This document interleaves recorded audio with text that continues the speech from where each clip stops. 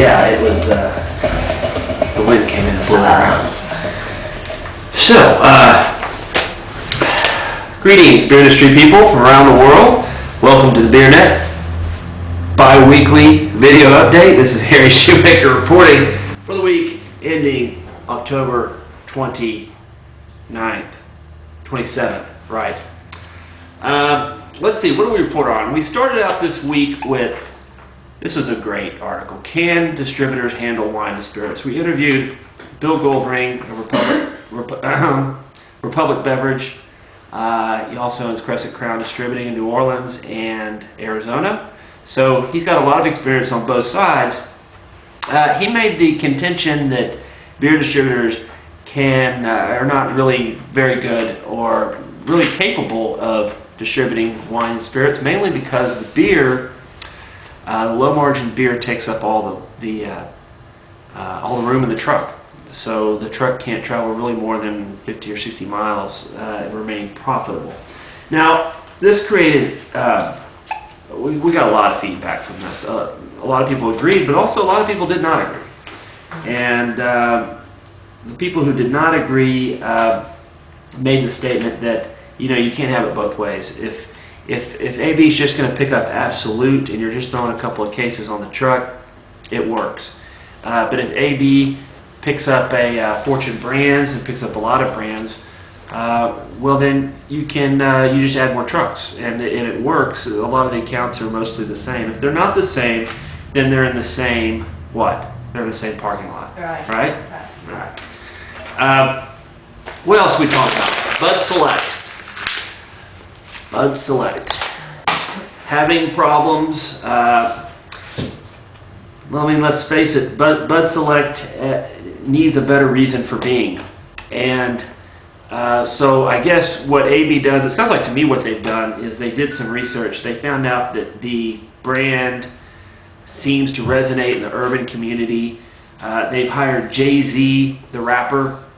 What's his real name? Sean Paul or something. Sean Carter. And to be a co-brand manager, which they've never done before. He actually sits in on meetings and gives advice. And he also appears on commercials. So I think they're trying to find a niche with Bud Select in this regard. And God knows they need it because the brand is down 15%, and it just hasn't. We're going against big rollout numbers, and it just hasn't hung in there kind of like Michelob Ultra did a few years ago. It's still hanging in there with 1.4 share in supermarkets. Wake up!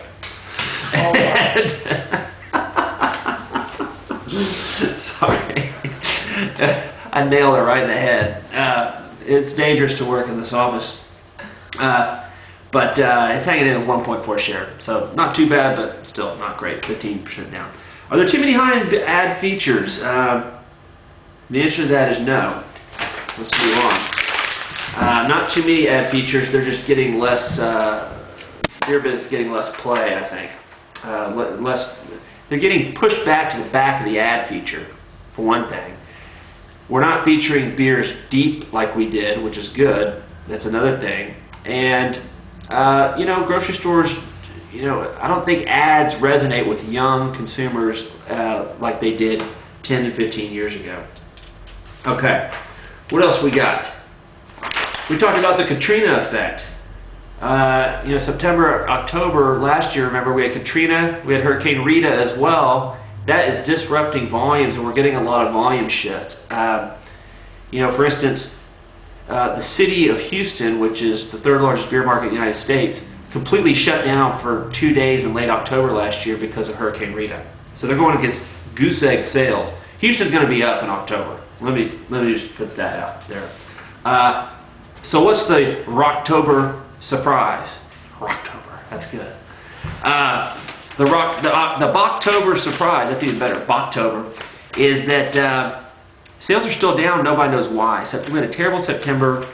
October sales are still kind of rough, and I think what we're gonna see, Megan, is what we're seeing bad sales in every category. Mm-hmm. We're seeing it in chips, we're seeing it in soft drinks, we're seeing it in hot categories like energy drinks and water, and I don't know how it's doing in wine and spirits. They're always up. You guys, We're doing good. yeah, we're doing good. That's joke. The snobs over there. All right, we talked about what else? The BeerNet Power 20. Congratulations to Craig Purser, MBWA president, for winning by a landslide. Number 2, August A. Bush. Number 3, who wasn't even on the list last year, Bill Hackett. A crown. Obviously, I'm surprised he wasn't number 1. Everybody wants Bill Hackett to. Everybody wants his attention right now because everybody wants to either be a Corona distributor or, more importantly, remain a Corona distributor. Anheuser-Busch released their third quarter results. Shipments up, STRs down. That is not good. I mean, it's better than both being down, I guess, for them financially, but that means they got beefy, big, fat inventories out in the market right now that they're going to have to deload at some point. We put the number at 700,000 barrels. That's more than most brewers brew in a year. That's more than Coors Banquet, the brand size, isn't it? So they're going to have to deload that fourth quarter with distributors buying in for the price increase. It's going to be tough. It's going to be tough.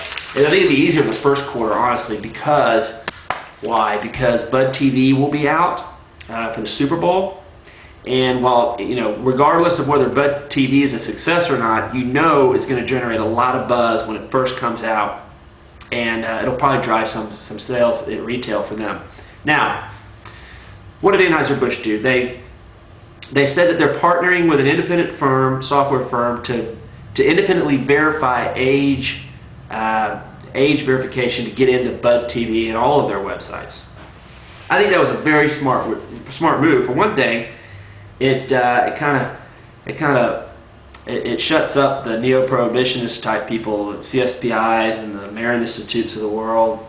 They've been hammering on AB about this. Well, they got what they wanted, and it's a good move because you don't want underage people in there anyway. I think it's also a good move because it makes it more clubby. It makes it harder to get into. I think you have to have a driver's license you have to put in your driver's license number or something to get into the site now, and it'll make it more exclusive. I think things that are harder to get in. That's why we make our website. We make it hard to subscribe to Beer Business Daily, right? We make it difficult because it's you got to work for it. If you want it, you got to work for it. Okay. Lastly, should we be bullish on pricing? We have not been very bullish here at Beer Business Daily on pricing, have we? Why is there toilet paper on my desk? We have not been bullish because volumes have been so soft for so long. And at some point, when volumes are soft, the brewers in their infinite unwisdom will push through deep price discounts because they don't want to cycle these tough numbers. They want to get their numbers up. And we think that this behavior isn't changed.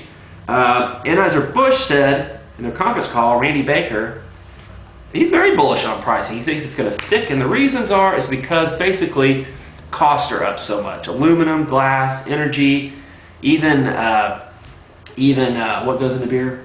Wheat, malt, rice, malt, hops. All those prices, even hops prices are up. We had a big fire. We got a supply problem. Mm-hmm. So those kind of inflationary costs are going to keep brewers from discounting. Number 2, Heineken and Corona are going to go up in 2007, you can bet. That'll create a nice umbrella. Wine and spirits is going to go up. That'll create a one, right? Mm-hmm. I think that we're going to see more pricing out of them. And volumes are still, while they're slowed down in the third and fourth quarter, still pretty strong. 2006, I have to say, has been a very successful year for the United States beer industry. So that's all we had this time. Remember, we have a few seats left for the Beer Summit 2007. Graham Mackay has pulled out. We've got Tom Long, President Miller filling in. Everybody else is there. Go on the website, BeerNet.com, and sign up today. We only have a few seats left. If you want to be there, you better get there. You better sign up today. All right? Thank you. Take care.